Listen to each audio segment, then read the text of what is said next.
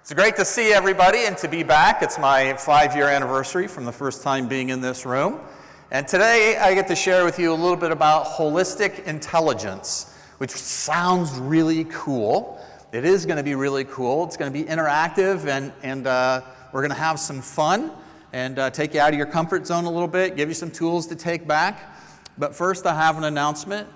And just listening to Christina and some of the other speakers, I figured something out about myself today, and I think you all need to be the first to know. So Rachel, I don't think you even know, I don't know where she went, but I'm not sure if you know this, but I have discovered I'm an introvert. It's true. I can hardly wait to get finished and go have a glass of wine. No. I love being up here and working with you all. And I told Rachel that I was an introvert, and she laughed. But I really do enjoy having some time to myself, and I get energized when I'm with people, but I'm really happy to be by myself too. So a little bit of both worlds. Y'all have been sitting all day. I don't know how you do it. I can sit for about 10 minutes, and then I have to get up and walk around. And so what I'm going to ask you to do is to just kind of look around a little bit.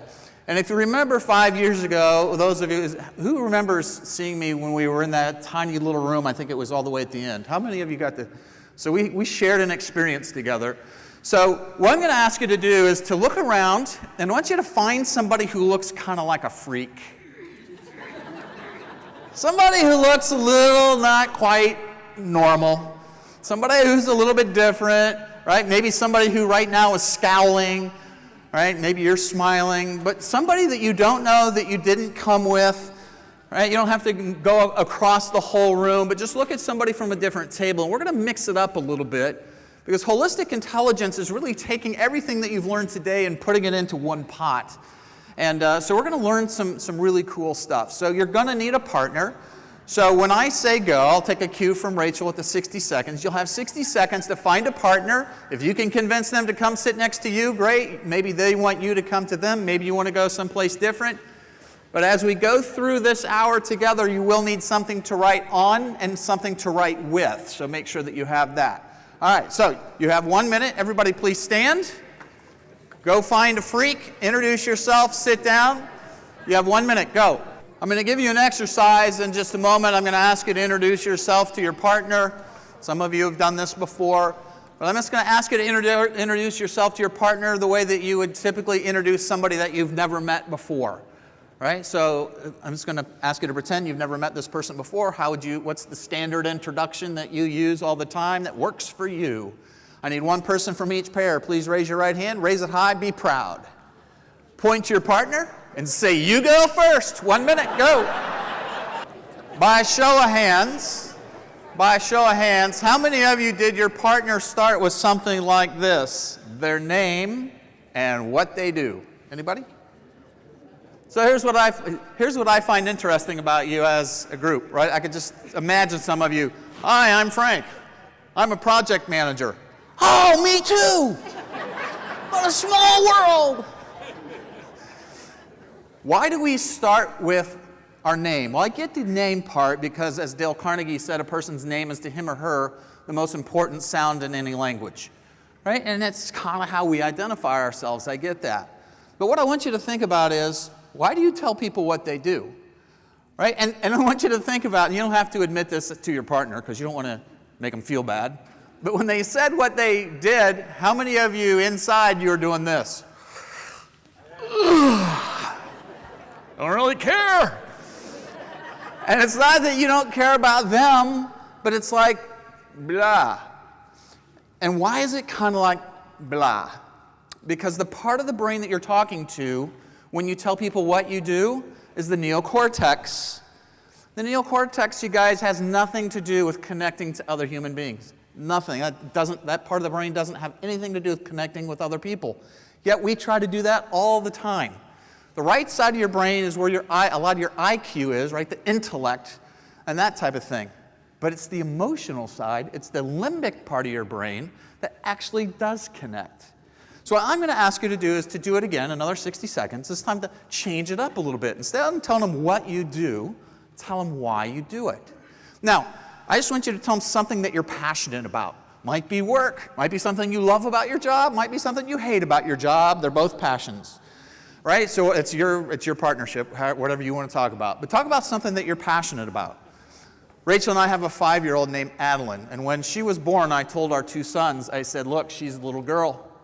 She's going to be daddy's little girl, and she's going to get spoiled, and it's not going to be fair. So when I spoil her and you don't get the same things she gets, don't even say anything, right? And I've been pretty true to my word. I'm passionate about my children, especially about my daughter. We get to go to a daddy-daughter dance Saturday. I'm psyched. Right? So just something that you're passionate about. I need one person from each pair. Please raise your right hand. Raise it high, be proud. Y'all should know the drill. All right, point to your partner and say, this time I'll go first. 1 minute, go.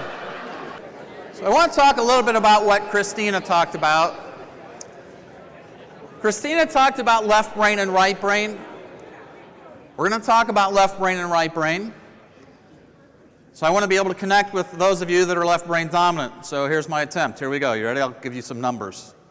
According to researchers back in the 40s and 50s, Albert Einstein used approximately 8% of his brain. I don't know where that puts you. I know where that puts me.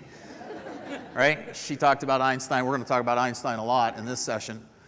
But I don't think Einstein actually used 8%. I think back in the 40s and 50s, that's all we knew how to measure. And neuroscience is developing so fast. Every day something changes about what we know about the human brain. And so we're going to learn a little bit about that today. And yes, I know that we're project managers and we're here to get our credits and that kind of thing. But what I would ask you to do is, as we go through this material in this session, I want you to take it personally. I want you to take it home and apply it with the people that are most important to you. Yeah, you can use it at work too, but use it for your own life. How can you live a life that's more fulfilling?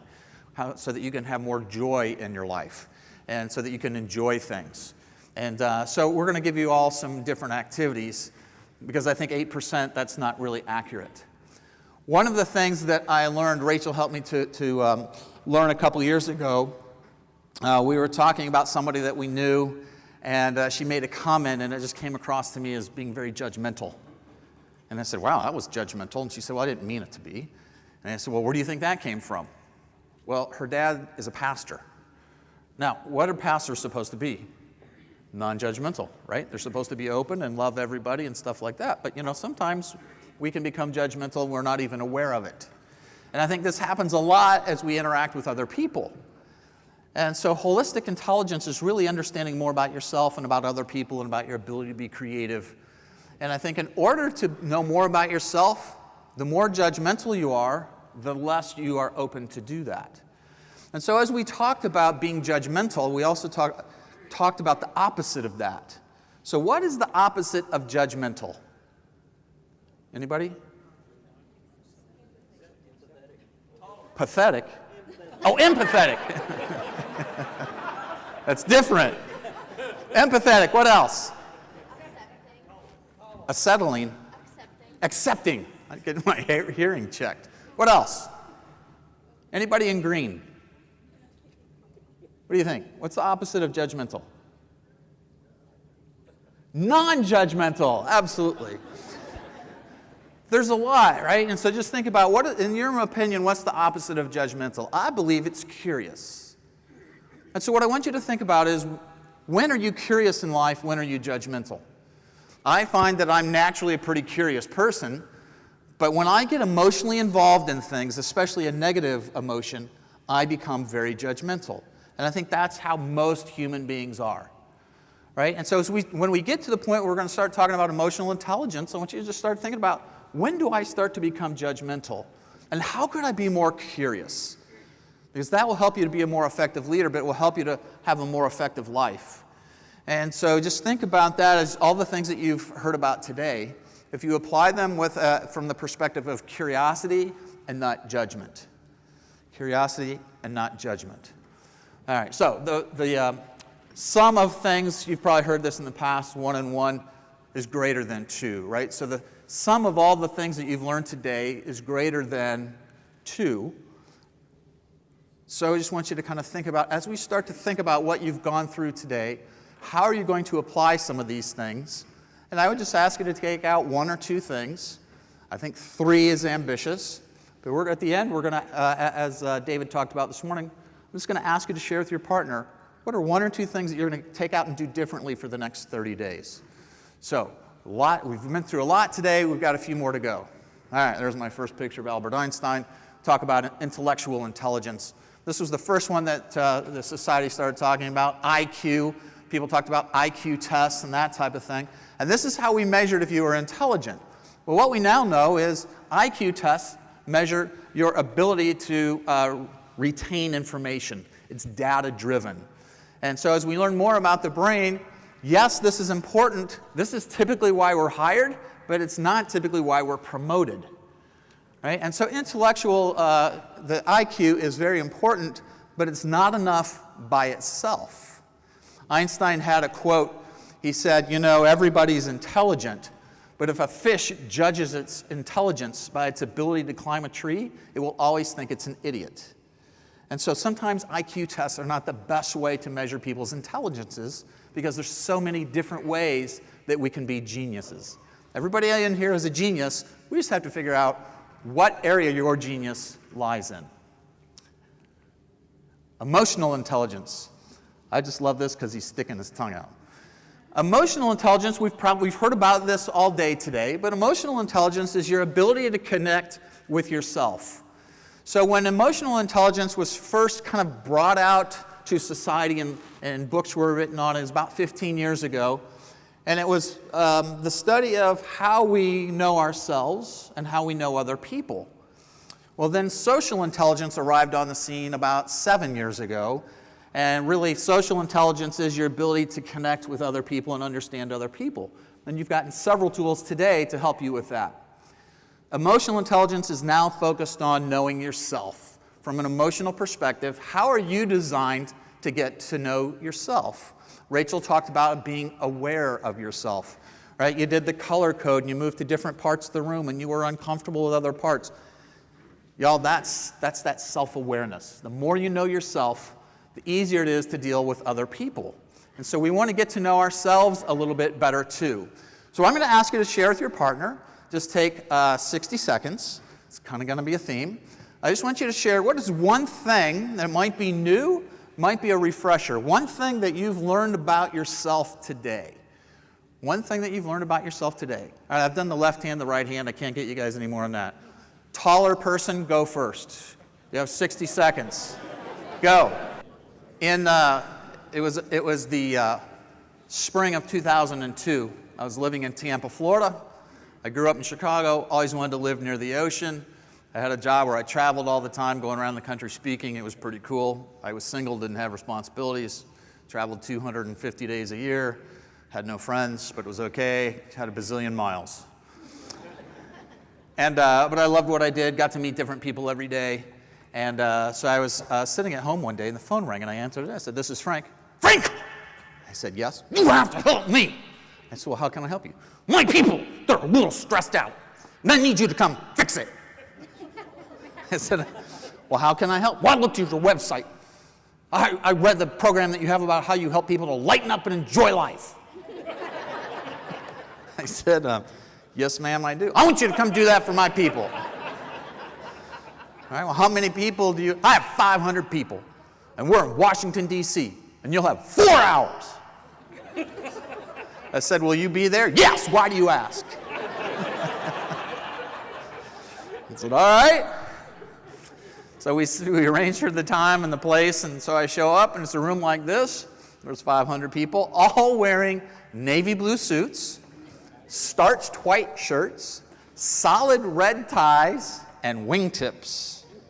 And those were the women. 500 people sitting there, just like you, right? Just like this. Go ahead. Make my day. So I started, right, and so I was there to help them to lighten up and enjoy life. So I started telling some jokes and doing some deep breathing exercises and some cool stuff like that, some things that I knew. 2 hours into it, we stopped to take a break.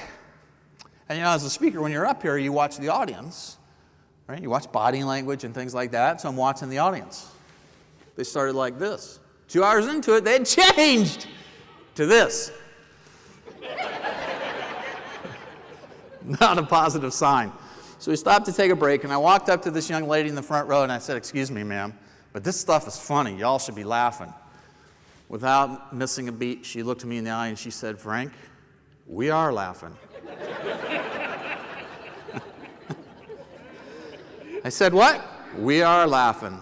This is how we laugh at the FBI." Mistake number one, not knowing your audience. I didn't ask the lady the name of her company. She just said, "We're the federal government." And I thought, all federal government's pretty much the same. No, they're not. So that people came back from the break, and I thought, all right, I got to do something. Because, you guys, this was about 6 months after 9/11. What she didn't tell me is these people had worked every single day since 9/11. They'd not had a day off, right? Now, I just put myself in their shoes, right? If I'm working every single day, the last thing I want to do is come see me. I would like to go see my family, but they got to come see me. So they came back from break, and I said, okay, I want everybody to please stand up and do this exercise. Right? So I had 500 FBI agents stand up and do this.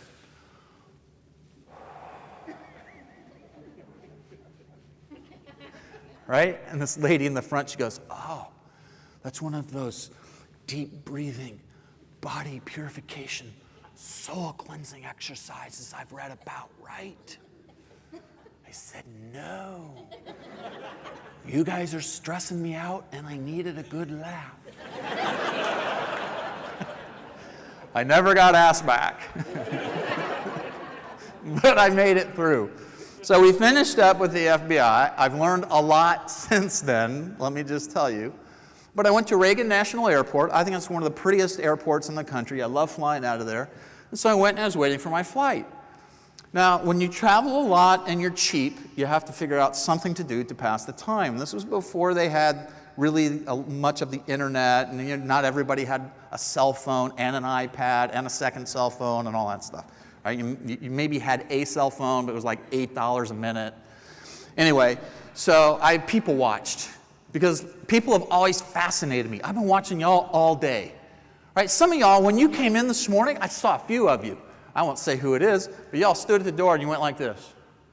Don't know, don't know, don't like, don't know. Well, I don't like them, but I know them. Hey, Mom! And you went and sat by them, right? So we'll sit by people we don't like before we sit by strangers a lot of times, because it's the devil you know is easier than the devil you don't know sometimes. And so the more comfortable you can become with yourself, the more you can stretch yourself outside of that comfort zone. So I'm people watching, and I watch, and the first person that walked down the hallway was this young lady, and I grew up in the Midwest, pretty conservative. She had 9 earrings in her right ear, and I know because I counted. You ever seen 9 earrings in anything? No, today that's probably not all that weird, but y'all, 15 years ago, that was not normal. And so I counted, and they were like on the top, they were on the bottom, whatever this thing that sticks out, they were there, they were everywhere in the ear, right? And she's walking down the hallway, and I see these 9 earrings, and I'm like, wow, that's pretty impressive. And you guys, I'm a little creative, as David mentioned. I think a little bit differently. And so as she's walking by with her boyfriend, I looked at those 9 earrings, and this thought popped into my head. If you took those 9 earrings out of her head and you shook her head back and forth, would it whistle? You hadn't thought about that, had you? I can just see somebody with earrings tonight when they go home. Hey! But then I had this other thought. If you put her head and you dipped her head, took the earrings out, dip her head in remember as kids you had that stuff, you dip the wand in and blow the bubbles? What if you dipped her head in, pulled it out, and did this? Would bubbles come out of the holes? This is how my brain works. So then I noticed the man that was with her, right? And they both had wedding rings, so I'm guessing they were married, but I don't know. But he was with her. He had purple hair, which was pretty cool. He had a nose ring, a lip ring, and an eyebrow ring. And I'm like, wow, that's pretty cool. But he had a chain that connected the nose ring to the eyebrow ring, right? I'd never seen that before. But it was just a little bit different. They go on by. The next person that I noticed, I think, was from Florida, because he was wearing the official Florida retiree uniform, right? And being that I was living in Florida at the time, I was very familiar with it, right? Maybe some of you have seen it. Maybe some of you have worn it. It's a striped T-shirt, plaid shorts, sandals, and black knee socks, right? See, some of you do know. And, I was like 40 back then. I looked at that and I thought, that looks ridiculous. How did you even get out of the house? You guys, I'm in my 50s now. I would look at that thing now and I would think, looks pretty comfortable. Perspectives change. So he shuffled on down the street. But it was the next person I want to tell you about, because this person changed my life. And it's interesting, if you're open to it, people can change your lives. And you don't know when or how, but just be open to the fact that the next person you meet, the person you're with now, they may do or say something that's going to have a lasting impact on you. You may or do something for someone in this room today, and they're not aware of it, and you're not aware of it, but it may positively change their life for the rest of their life. And that's what happened to me. So he started talking, as I started watching, this third person came down the hallway. I heard him before I saw him. I heard a jingling, and I look up and I see a red stocking cap like Santa Claus. And it's got bells on the back, and it's jingling. And I look underneath the hat, and there's a man with white hair pulled back into a ponytail, and it came down to his belt. He was kind of cool, though. He had dyed a pink streak on the left and a blue streak on the right. He had this big bushy mustache that curled up on the ends. He was wearing a black silk smoker's jacket with a navy blue plaid shirt. The left collar was yellow, the right collar was green. He had on a necktie on the outside of his jacket that had about 30 different scoops of ice cream flavors on it. Looked pretty inviting, as a matter of fact. He had on red, white, and blue striped pants and bright red high-top tennis shoes. I took one look at this guy, and my first thought was, wow, circus must have shut down. Guy's a freak, right? And he came closer and closer. 6 months after 9/11, there must be 100 empty seats because there's only about 10 people in the waiting area waiting for our flight. Guy comes closer and closer. He decides to sit down. Where does he sit? Right next to me. But instead of sitting in a chair like a normal person, he sits on the floor. Folds his arms and legs and starts singing out loud, "I Gotta Be Me." You guys, I love attention, probably more than most people, but this was too much even for me. Because between where we're sitting and the hallway, there's a partition about this high. From the hallway, you can see my head. He's just singing, man. He's going to town, right? So he's singing away, dressed like an escaped clown, on the floor. I'm sitting there kind of like a moron. People are walking by. I see these two people in suits. They're walking down. It was like slow motion. They heard the singing. They did this. And I heard one guy say to the other guy, "You hear that?" "Yeah, I think it's singing." "Yeah, where's it coming from?" "I think it's that dork right there." "Yeah, but his lips aren't moving." "I think he's a ventriloquist." So I thought, all right, I got to do something here. So I turned to this gentleman that was singing, and I said, "Pardon me, sir, that's an interesting outfit. What do you do for a living?" He stopped singing, and he turned to me and he said, "Thank you for asking. I'm a doctor." Y'all, if you're curious and not judgmental, if I was judgmental, how would that have gone? He'd have kept singing, but I was curious, right? "What do you do for a living?" "I'm a physician. I'm a doctor." In my mind, judgmental Frank went, "No way! Doctors don't dress like that." Curious Frank said, "Really? What kind of a doctor are you? Because I've never seen a doctor dressed like this." He said, "I am a GP, a general practitioner, but I'm at a point in my career where I only work with kids. 1 + 1 is greater than 2. All of a sudden the light goes off, right? And I'm like, "Oh, I get it! You work with kids, you're dressed like a clown, you dress up for the kids. Oh, that's genius, I love that." He said, "No." I'm like, "No, what do you mean?" He said, "Look, the kids love it, but I don't dress this way for them. I dress this way for me." I said, what are you talking about?" He said, "Son, everybody has a purpose in life. A lot of people don't know what their purpose is. I know what my purpose is, and every day I put on this uniform, and it reminds me of my purpose. It reminds me of why I'm here, and it helps me to work through the tough situations." You guys, what I want you to think about is, do you know why you're here on earth? Why do you have the job that you have? Right? What difference are you making in people's lives?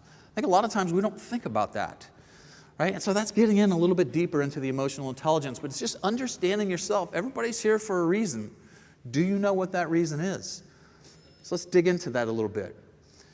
So we talked for a little while, and he said, "You know, something I love too." He said, "I don't know if you've noticed, but people look at me, and now you, and chuckle. And I said, well, yeah, I kind of noticed that. He said, don't you love it? I said, well, I'm beginning to be comfortable with it. Why? He said, think about this. Without even having to talk to those people, we left them better than we found them.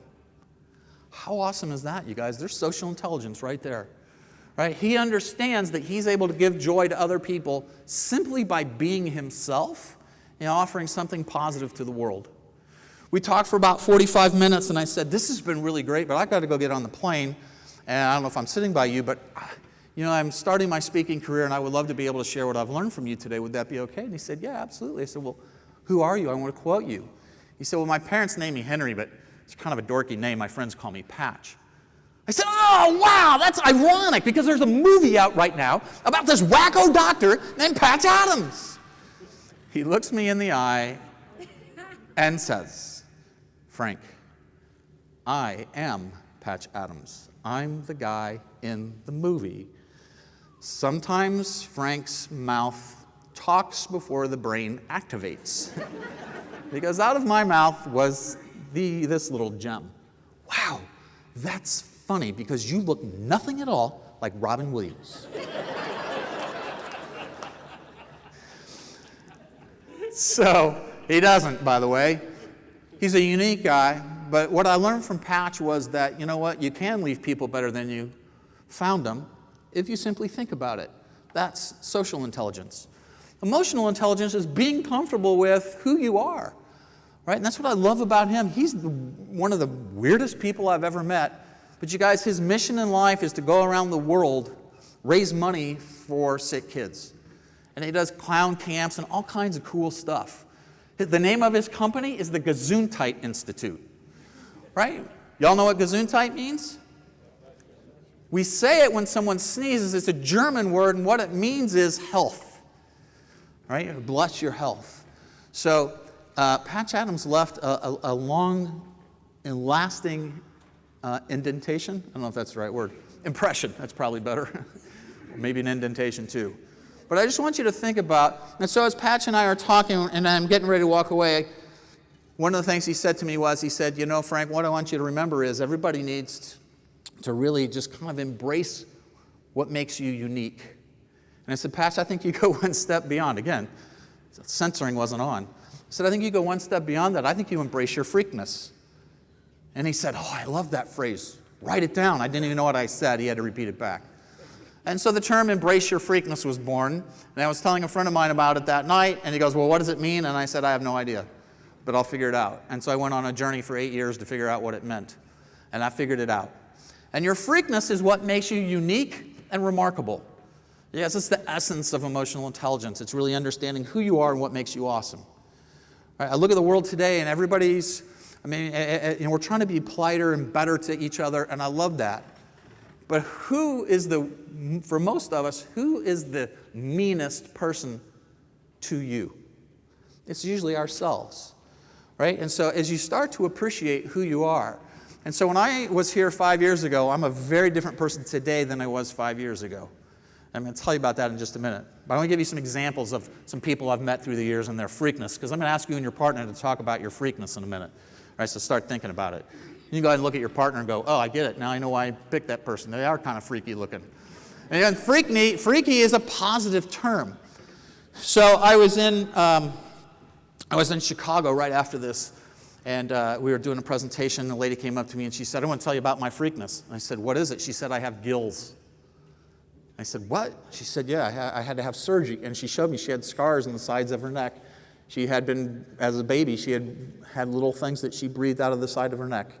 I don't know if it's true, but it's kind of interesting. Then I'm in New York City, and a lady said, I just want to share my freakness. My freakness is I have 4 toes on my left foot. Right? She took off her shoe, and she showed me, and I'm like, 1, 2, 3, 4. She said I was born that way. I'm like, wow, that's pretty cool.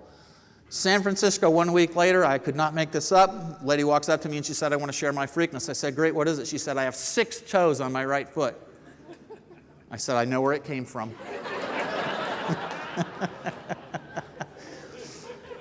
My favorite one may have been, so I lived in the South for 25 years before I moved back to Kansas. But my favorite one, so growing up in the Midwest, I didn't know the difference between a Bubba and a good old boy. Do you know the difference? No? All Are you from South Carolina? Okay, well then you should know. All right, well this may be the highlight of your day. So as men age, we either become bubbas or good old boys. And some of the men in the audience don't even know right now, right? If you're a good old boy, as you age, your pants right up. Kind of like that. You get to be about 60, you're pretty much a head and a pair of pants. Some of the guys aren't laughing. That's rather uncomfortable. Bubbas, I love bubbas because they're the opposite, right? As they get older, their pants get down like that. So I'm in Little Rock, Arkansas. Couldn't make this up. Guy stands up in the back of the room. We're talking about your freakness and stuff. He stands up and he goes, I want to embrace my freakness. I said, awesome. What is it? He went just like this. He said, I got 2 navels. I said, I beg your pardon. You heard me right, boy. 2 navels, 2 holes in my belly button, 2 holes in my gut. And before I could say or do anything, he went, see? And there were 2 holes in his butt. I've never seen anything like it. I said, well, what are you going to do with that? He said, I think I'm going to quit my job and become a belly dancer. Be like, buy one, get one free. So I don't know that really got him anywhere, but you guys, that's something he could talk about. But then as I started thinking about it, I'm like, okay, well, what really makes us different? So I'm going to ask you to write down 2 things. This is what I'm going to ask you to talk about with your partner. And one of these things was talked about earlier today. So the 2 things that really make up your freakness. Number 1 is your driving force. Your driving force. There's a video on TED, TED.com by Simon Sinek. And he wrote a book called Start With Why. If you haven't read it, I would recommend it. The video is called How Great Leaders Inspire. And what Simon Sinek talked about is to find your why. Your why, you guys, is your driving force. It's inside of you.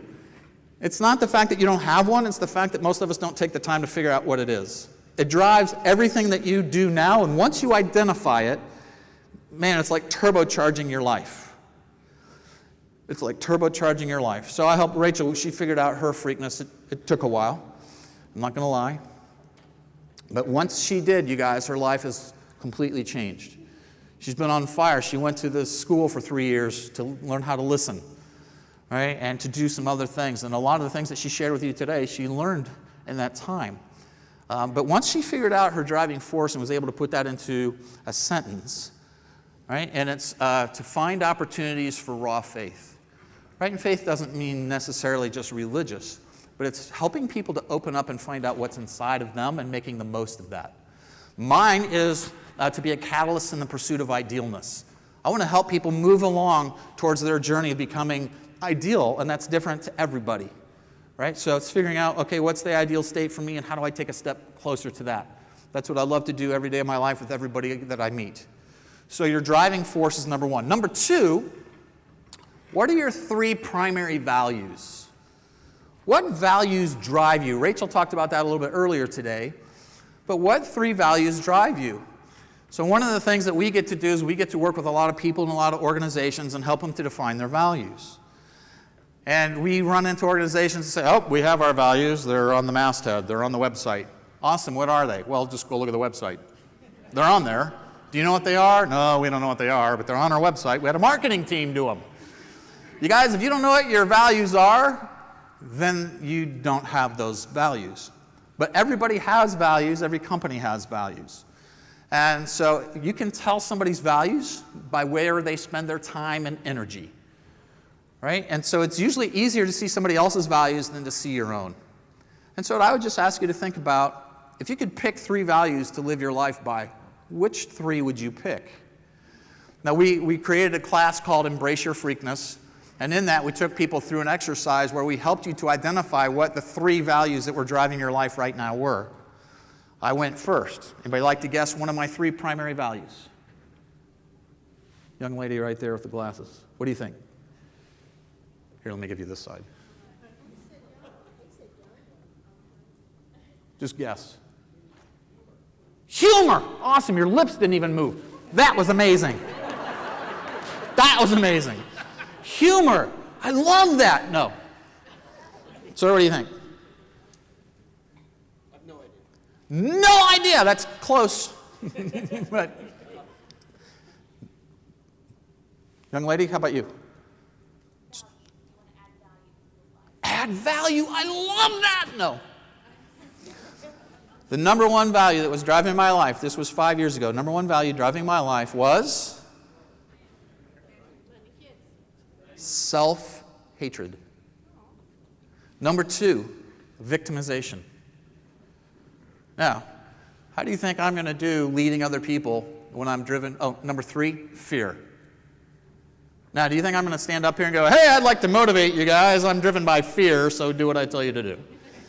It's not going to work very well, but if I'm completely honest with myself, everybody has fear driving them at some point. But how much is fear driving you? Well, I don't want to be driven by fear and self-loathing, and so I picked three values: authenticity, courage, and joy. And so every day I wake up and I say, okay, today how am I going to be authentic? Today, what am I going to do that's courageous? You guys, I woke up one day and went for a ride in a World War II open cockpit biplane at 1,500 feet for 45 minutes. It was the most terrifying experience of my life. I would never do it again. It was exhilarating. Right? But it took courage, and so I did it. The very next week, I rode on a New York City subway by myself. Terrified me, but I did it. Right? So I'm going to ask you to identify, if you could just pick three values, and they can change.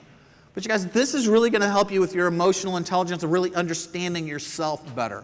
So with your partner, take 2 minutes. 2 minutes, that's a minute apiece. Just kind of have a conversation. If you could pick any three values, any three, this is just a start to start thinking about it. What three values would you pick? All right, person that is the best looking, go first.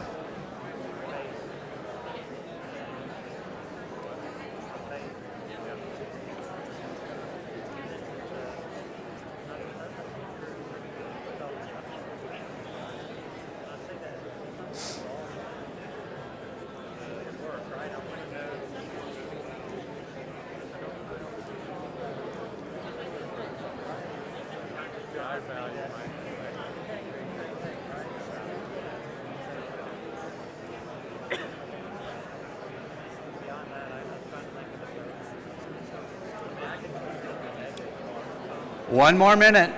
One more minute.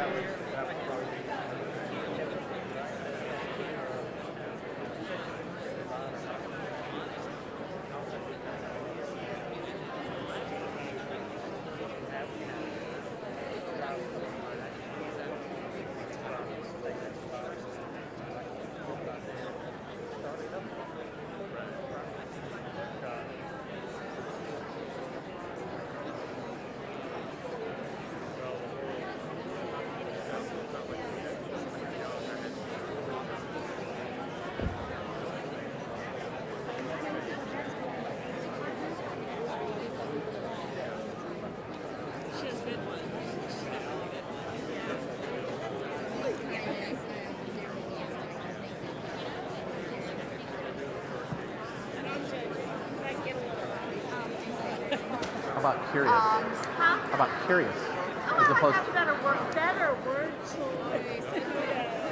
I mean, we said it all day long, but still. If I had referenced my notes from earlier, I could have pulled out. That's what I'm here for. All right. If I have your attention up here, please. So here's what I want you to think about. Here's what I want you to think about. I believe everything that you do is driven by the values in your life.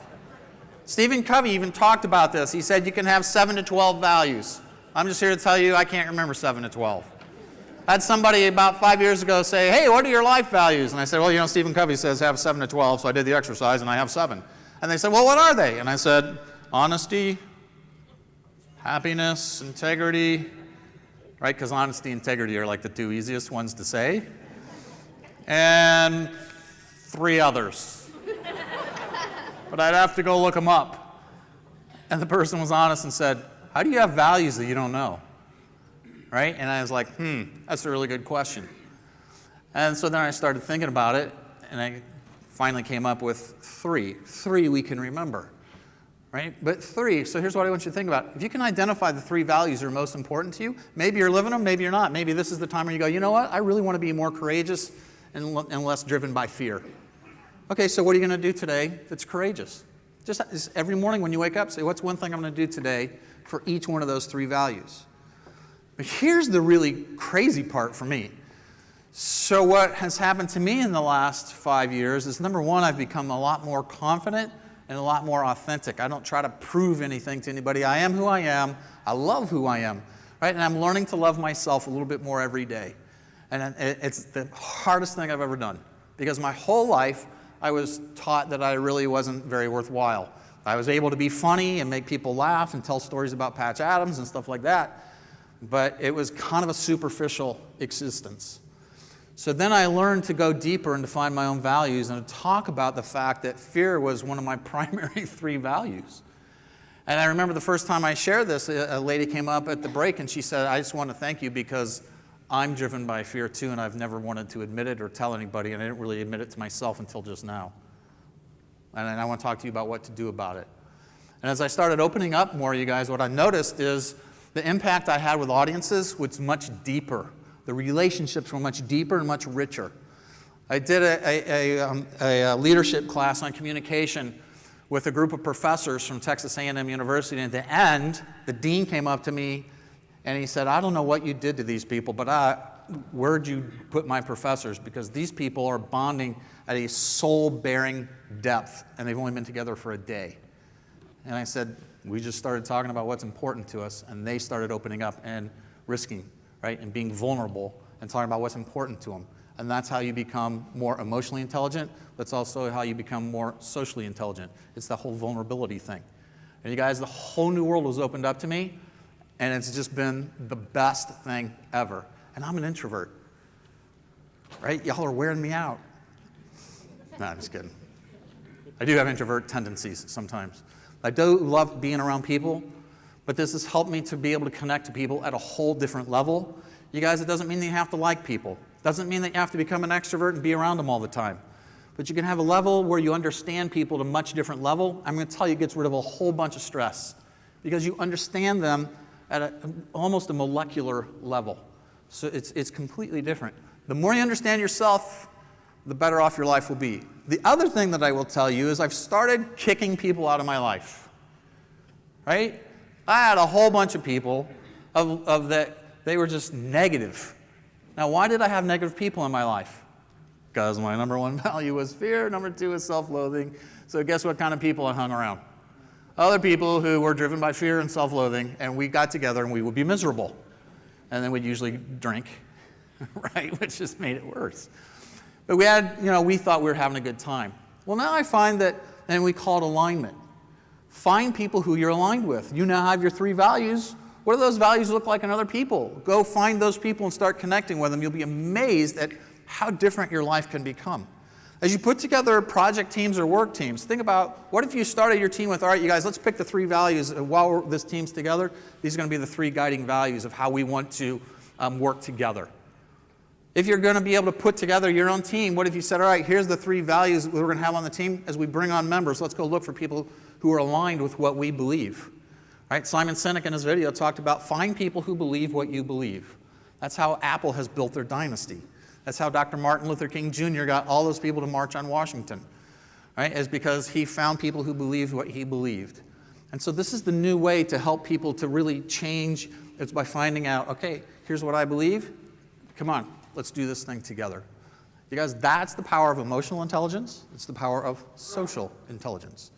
So what I'm going to ask you to share with your partner is this whole emotional intelligence thing. What's one thing that's kind of cool, and what's one thing that's kind of annoying? Smarter person, you go first. You have 30 seconds. That's 15 seconds apiece. Go.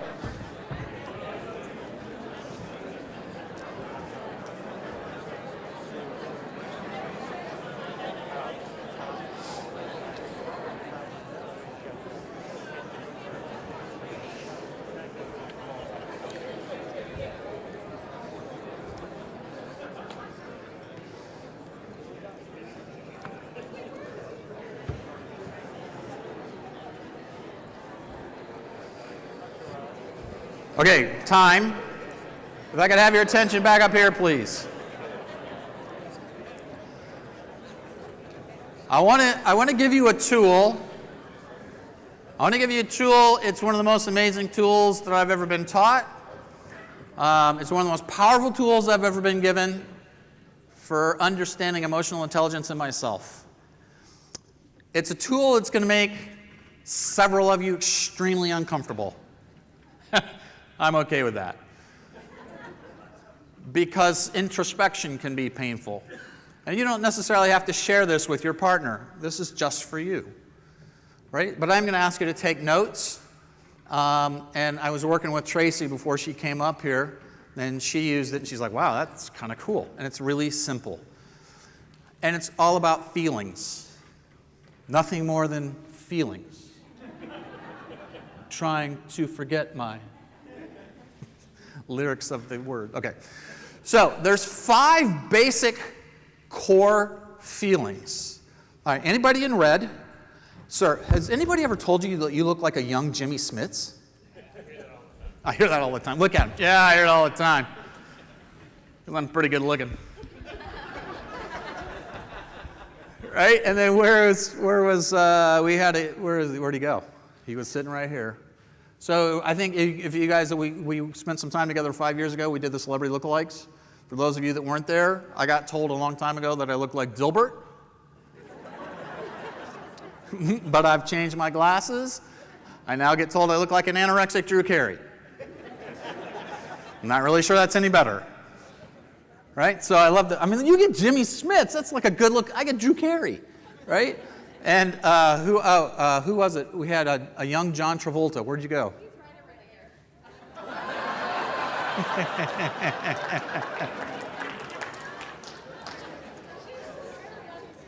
All right.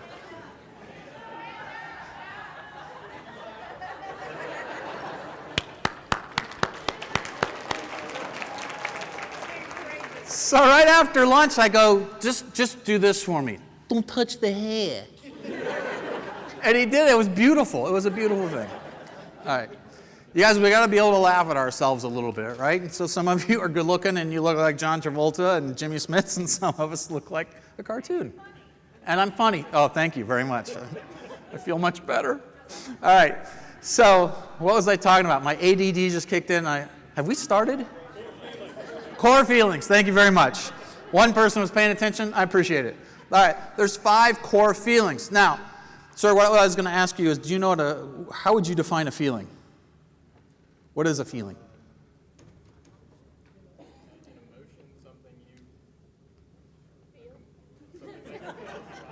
I'm not comfortable with my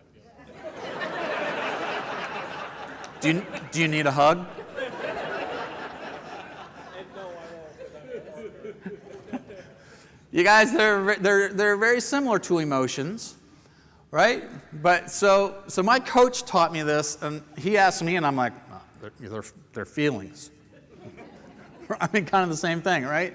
And he goes, well, do you know why they're called feelings? And I'm like, no, I just told you, I don't know. And he said, well, they're called feelings because you feel them. I'm like, well, that's stupid. That's simple. He goes, yeah, it is. Do you know why you have feelings? Right now, I don't know, and I think this happens with men more than women, but maybe it's with women too. But as men, we're taught, well, feelings, it's for the weak. I'm just here to tell you guys, feelings are in every human being, and the more that you push them to the side and ignore them, the more they're going to push back.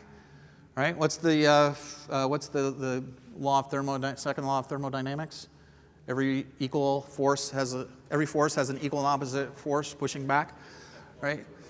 It's the second law of something. I told you I'm not a physicist or whatever that would be. All right, but I do know that you guys, a lot of times we try to fight emotions, and what I'm going to tell you is don't fight it, embrace it, because it's your body, right? And research now shows that the brain is not the only intelligence source in your body. It's also some in your gut, and there's some in your heart.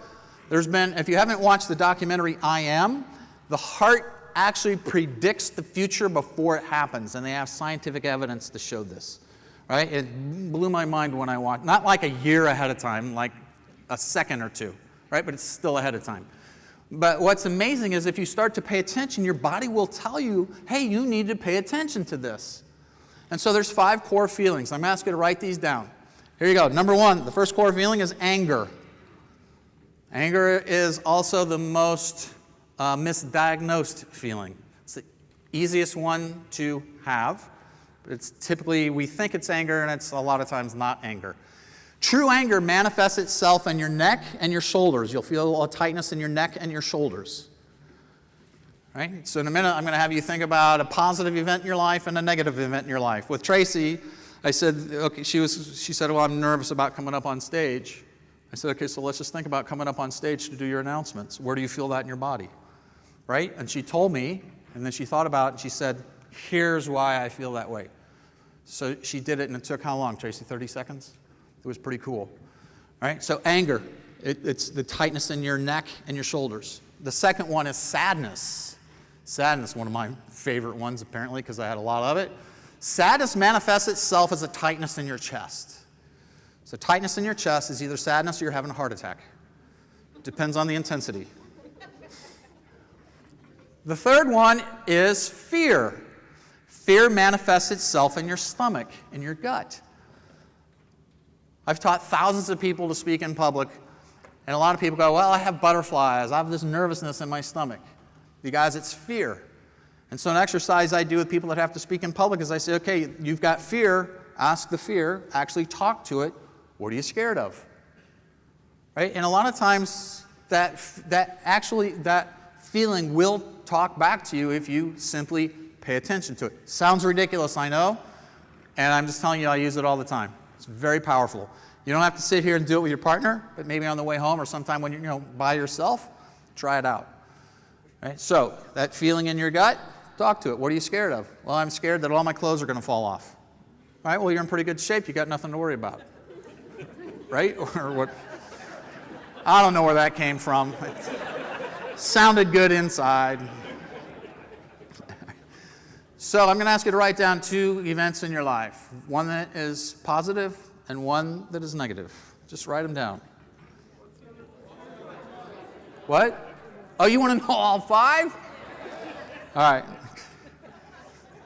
Let's see, what did I do? So I did anger, I did sadness, I did fear. Number 4 is joy. Joy is an all-over tingling sensation. When I think about the birth of Adeline, or the birth of Leo, or when Rachel said yes, I get an all-over tingling sensation in my body. Right? I can actually relive the moment. All right, so all-over tingling. The 5th one we're not going to talk much about. The 5th one is in your loins, and that is sex. And that will be in the session after we go drink. No, I'm not talking about that one up here. All right. So of those 4, I want you to think about the challenging or the negative thing that you wrote down. When you think about that, where do you feel that in your body? And so the way this exercise works is to just take a little bit of time and just, this is going to sound ridiculous, I know, but talk to it. So my coach did this with me, and mine was in my chest. And it was something that had happened to me as a child that I had never talked about. I'd never admitted it. I was 54 years old, and he said, maybe it's time to deal with it. And you guys, there was a lot of crying and gnawing and gnashing of teeth, and it was difficult, but he helped walk me through this exercise. And what's cool is memories never change, but the emotions tied to them can. Right? So if you've got somebody who's always been difficult, you don't always have to have them tied to a negative association. You can actually change that. So I just want you to think about what is that feeling, and then talk to it. And just say, okay, where is it? So with me, it was sadness. Where's the sadness? Where is it manifesting itself? Is it all over the chest? Is it in one part or the other? Right? If you're angry, is it on your neck, your shoulders? And it's okay, what am I angry about? And then be silent, as Rachel taught you earlier. You guys, your body will tell you what you're angry about. Then you can deal with it.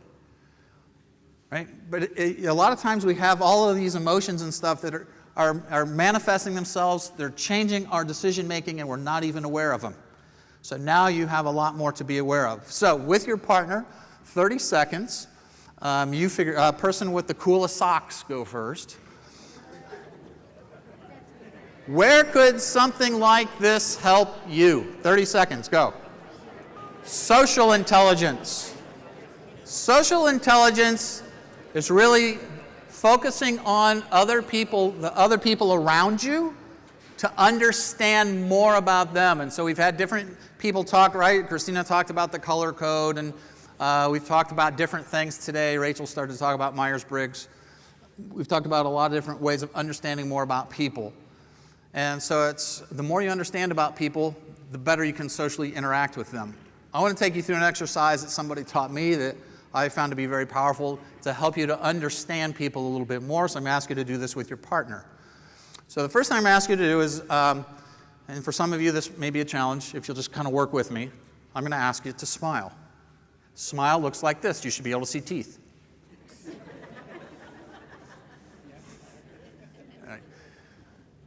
His partner just left, so if you could just do this. Could you join these ladies over here? Okay. Because I don't want you to miss out.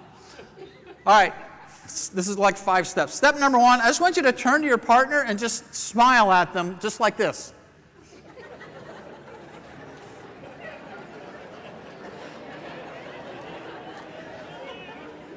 Okay, step number 2. Step number 2.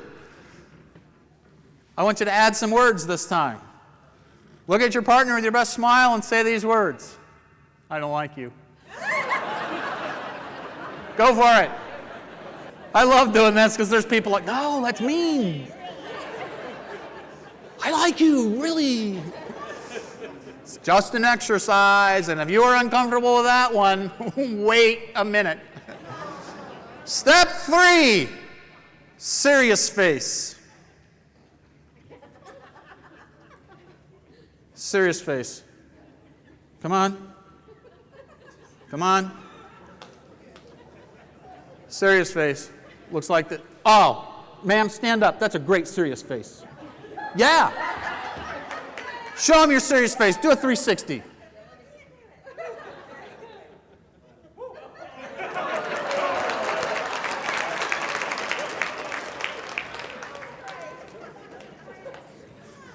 My mom used to give me that look. I knew I was in trouble.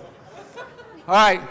Turn to your partner with your serious face and just practice looking at him with a serious face.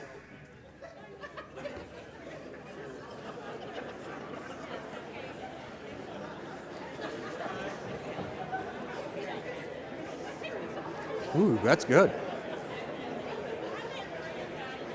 All right, step 4. Step 4.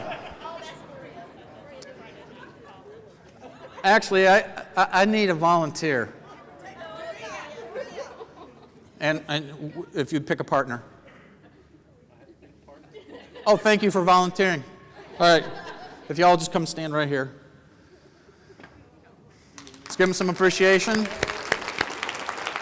They're going to show you step 4. They're going to do it, and I'm going to ask all of you to do it. All right, so if you'll look at each other and do the serious face. Okay, you want to go first or second? First. Okay, so she's going to go first, and then he's going to do it right back. This is step 4. We're going to add words. All right, look him in the eye. Serious face. Don't smile. Serious face. Say these words. I love you. I love you. I love you. Some appreciation, please. Thank you. All right, now the rest of you. Turn to your partner, serious face, say, I love you. So you guys, this proves a couple of things, right? This proves a couple of things. Number 1, this is a great way to say we can't just influence people with just intellect, right? If you just say the words, but the emotions that you give behind it don't match, people believe the emotions. They believe what they see over what they hear, right? So somebody earlier today, I think maybe it was Eric, talked about congruency of message. Got to have congruency of message. But you guys, you can impact people simply by smiling. It's impossible to smile and be angry. If you're angry and in a bad mood, smile, and you'll be amazed at how quickly that turns around. Right? So Rachel had you guys do a gratitude exercise earlier today. Right? So you can impact people. That social intelligence doesn't have to be difficult. If you just think about it and you're more aware of it. How do I want to interact differently with other people? Now, real quickly, and because we're going to do a review, and we've got the creative intelligence. So several years ago, I started learning neuro-linguistic programming, and I want to give you just a couple of touches of it. If you want it in depth, just give me your card, and I'll send you. We've got an ebook on it. So it's called How to Speed Read People, and there's 3 elements. I'm going to give them to you really, really fast. The first one is what we call chunk size. So if I want to interact better with somebody, I need to understand more about them. The first thing I need to understand about you is your chunk size. You're hardwired at birth. Big chunk or small chunk? Big chunk people like me, we think in terms of generalities. We look at the world through a telescope. You look through a telescope, you see the vastness of the sky, you see millions of stars, but you don't see life on any of the planets. If you ask me a question, you're going to get a general answer. Why? Because that's how I process, that's how I think. If you want details, you're going to have to ask a detailed question and probably send Rachel an email. Seriously.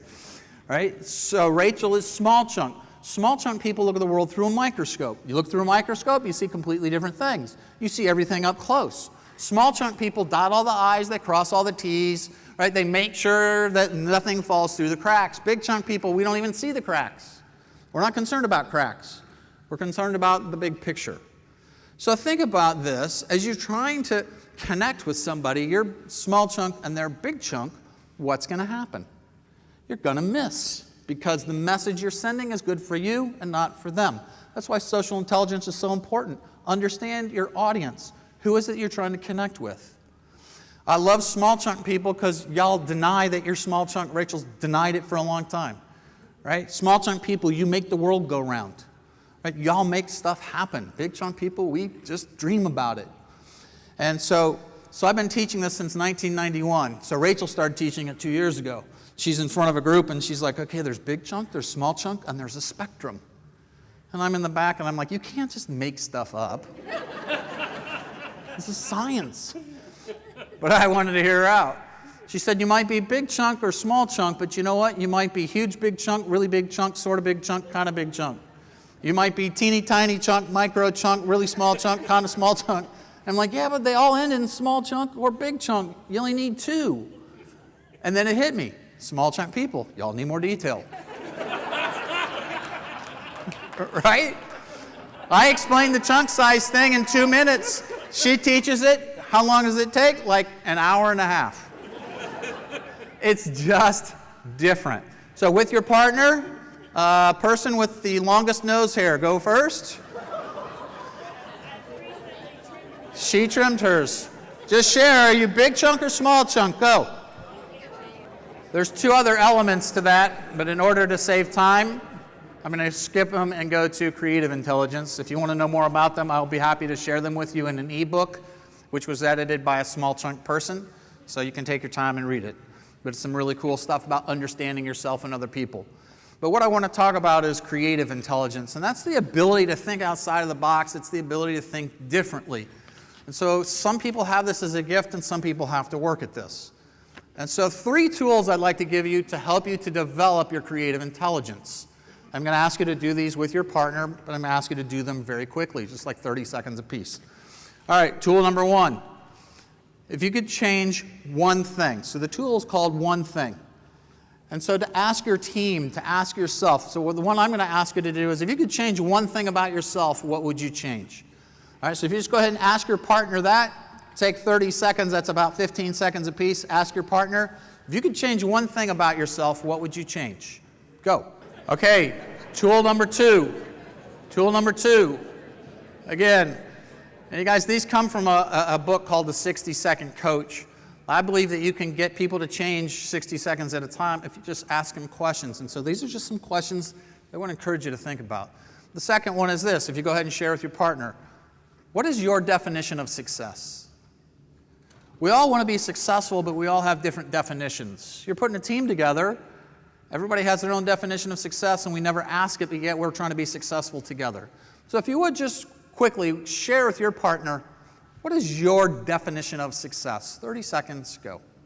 All right, and the third creative intelligence tool. We ask this of everybody that we work with, everybody on our team, all of our clients. And it's amazing how many people don't have an answer because they haven't thought about it. What do you want your life to look like in 3 years? As descriptive as you can be. If I'm going to help you to get to that point, we're all going to have to change, right? We're going to have to be creative, but we got to identify it. You guys can't hit a target that you can't see. So I would encourage you, ask yourself, ask your family, where do you want to be in 3 years? I asked our 8-year-old, I said, Leo, where do you want to be in 3 years? He said 6th grade. Kid's got a future. Right? So that's one of those things. As you start to think about what you want your life to look like in 3 years, guess what? That takes creativity. And we all say that nobody likes change. I'm not sure that I buy that, because we all like our lives to get better, and guess what? That involves change. There's a lot of change that we look at as negatively because we look at it, and sometimes change can be painful. But what's the benefit to the change?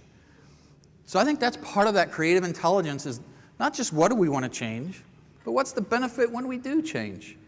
Guys, for the last 5 years, I've undergone a lot of change inside, and a lot of it was painful, but I wouldn't go back. I wouldn't change it for the world, because my life is so much happier now. I'm in such a better place. Relationships are much richer. So I just want to encourage you to start thinking about, when you get home tonight with those people that are important to you, ask them, share with them. Where do you want to be in 3 years? What does that look like? What's that vision of your life? Where do you live? Where do you work? What's your job look like? Do you work Monday through Friday? Do you work weekends? Have you won the lottery? Do you work on a fishing boat? Right? Just start thinking about it. And you'll just be amazed at how much you start to crave creativity and change.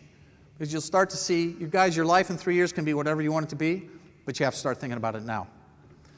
All right, a couple of things to wrap up. Secrets to sustain change. What I'm going to ask you to think about is, David asked you earlier today to write down some nuggets. And so I'm going to ask you to write down 4 things. Number 1, what is one thing that you picked up today that you can take out and apply? Right? And there's been a plethora of things that we've been through.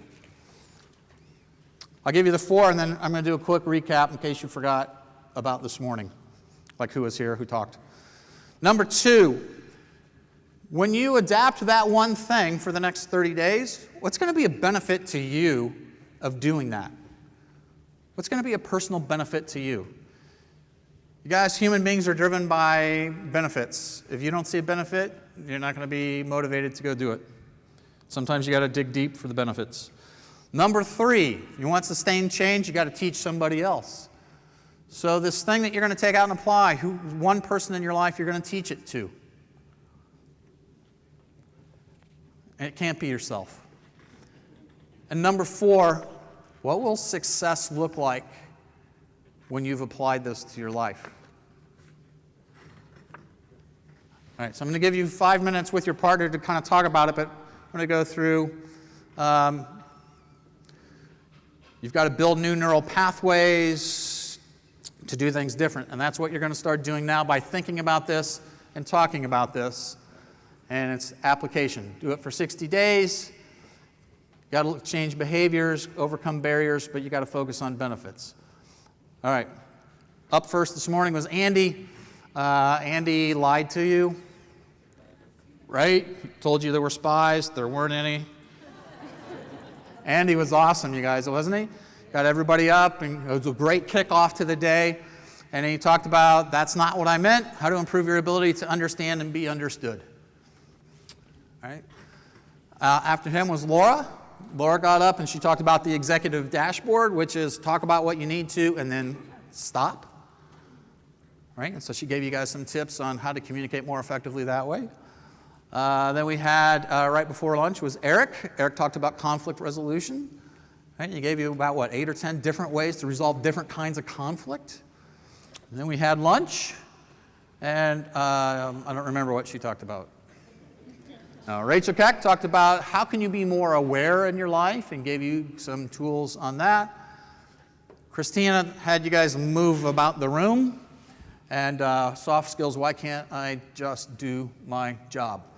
I'm just going to ask you to share as you think back through the day, what's one, maybe two things that you can take back and apply that will help you to lead a richer life, to be more effective, to help you to move towards that vision of what you want your life to look like in 3 years. So you guys, you're on the clock. You have 3 minutes. Share with your partner.